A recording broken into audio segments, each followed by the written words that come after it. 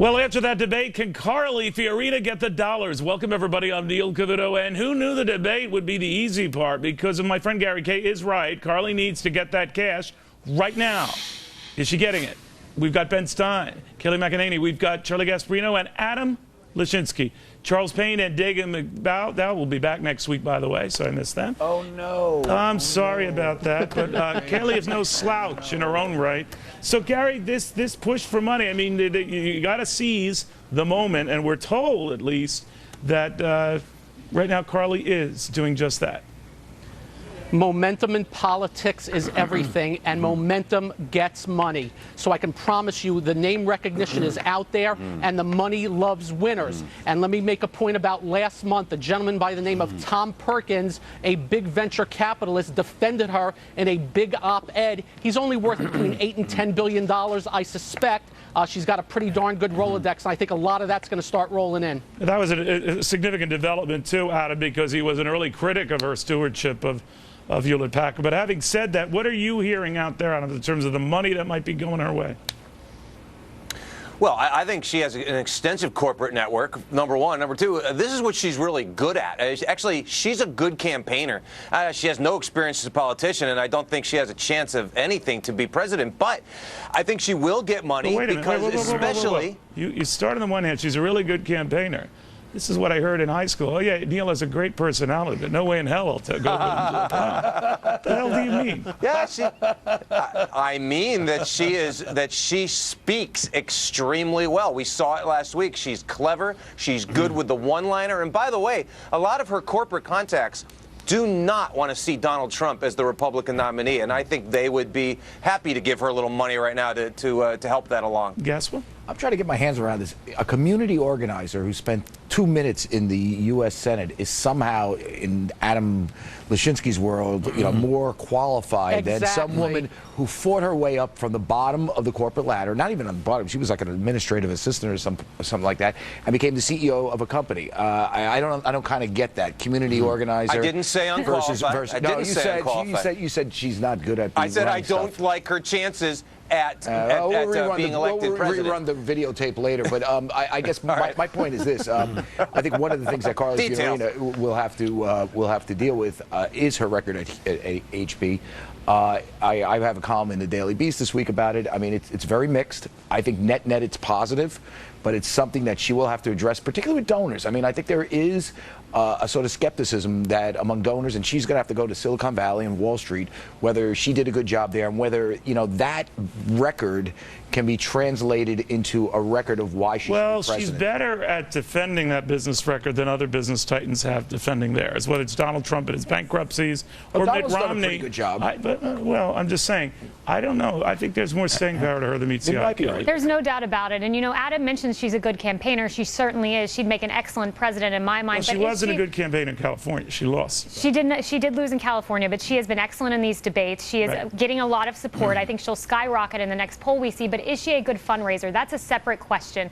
You look, and her super PAC compared to Jeb Bush's, Jeb Bush has 30 times the super PAC funds that she has. So she has to materialize. But that's a snapshot in time, right? I mean, Ben Stein, you could make the argument now that if she properly seizes the moment and so PACs gather around her fast, that could change. What do you think?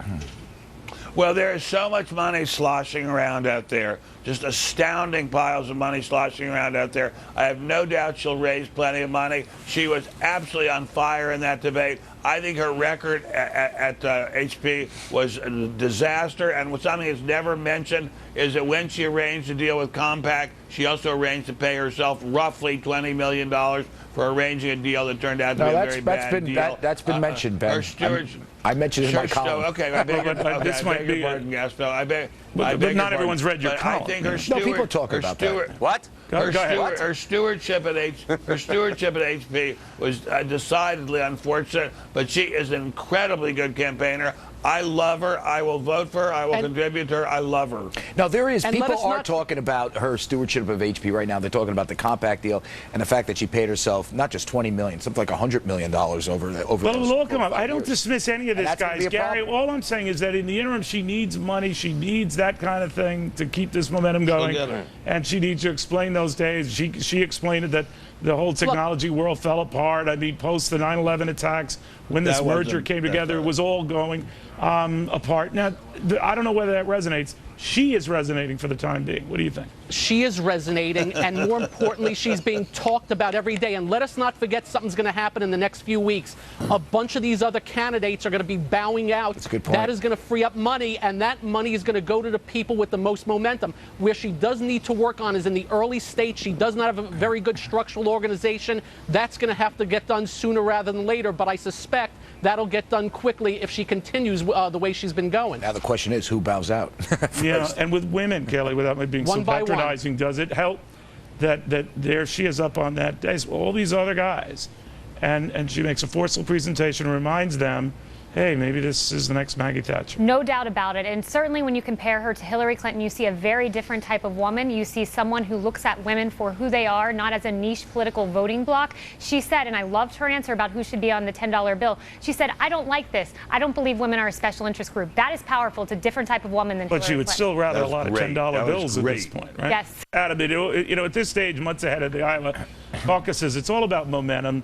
And I wonder whether that she is more in the kind of traditional conservative Republican views on money matters than is Donald Trump, who advocates, you know, punishing companies that hire abroad and that sort of thing. Whether she would be a far more palatable business figure than he would be. And that ironically, the business person the party turns to isn't the billionaire. Well, there's no doubt she would be a far more palatable business person for the Republican establishment and for the country. But I actually think this is her great weakness. I mean, she actually is an organization person, and she doesn't have an organization. It's way too late. I mean, it's not too late. You know, Trump is doing what he's doing as a phenomenon, right? Carly Fiorina can't do that. She needs a national organization. But I don't know. It's too late to build one. I agree with you that it's late to start one. But, you know, looking at this field right now, we have 14 candidates out there. We have Jeb Bush that is basically is blowing up. I would say he was marginally good during the debate, but not good enough. I don't think he's blowing up so much as lying. You could get that infrastructure. On your way here, did you look at a calendar? I don't care. It's mid-September. It's a long way off. I don't care. It's not that long off. They have to start rating. If she starts leading, everybody is going to flock to her. And let me just tell you another thing that's going on. When I go on the internet now, and when I went on it in the last couple of days, it's no longer nice.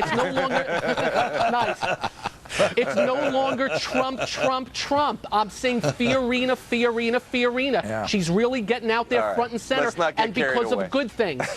Okay, where would you rather have leading the country? Someone that keeps her own email server or Carly Fiorina? That might who owns the server? Might have had a bad couple years at Compact or at HP. I mean, we studied these races, and you know political history probably better than all of us put together. But you know, you go through these waves, and I think it was 4 years ago at this time that we had a love affair with Herman Cain, and then there was Michelle Bachmann. I don't even remember the order, but they come and go. Is there anything that you see in Carly Fiorina that suggests she might have more staying power? Yes, she's got a steely intelligence. Yeah. She has an incredible television presence. I think this woman is going to go all the way. I see it. Wow. I mean, I could be wrong. I'm sure you'll all mock me if I am. But I see it as two women. I'll just offer two women candidates going at each other, and I think Carly is going to be president. And I love her. There's no doubt that she was the most commanding presence on that stage, and there's no doubt by far the two best. Donald. You're right. The two best personalities, retail politicians on that stage. It was Carly Fiorina, and it was Donald. And she beat Donald Trump. She beat Donald Trump when they asked her how she felt about his female remarks. She took the high road. She didn't criticize him directly, but said very simply, America was listening when Donald Trump made that remark about my face. It was brilliant. He said she's beautiful. All right, when we come back, what have I told you the biggest issue in this race just happened this past week? Is that a problem for that particular lady? After this. Today on Forbes on Fox, we could be close to lifting sanctions on Iran, but look at what happened to the last rogue nation we rewarded. Now they want to use their nukes against us.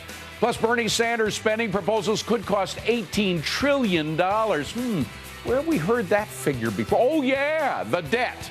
We'll see at the top of the hour.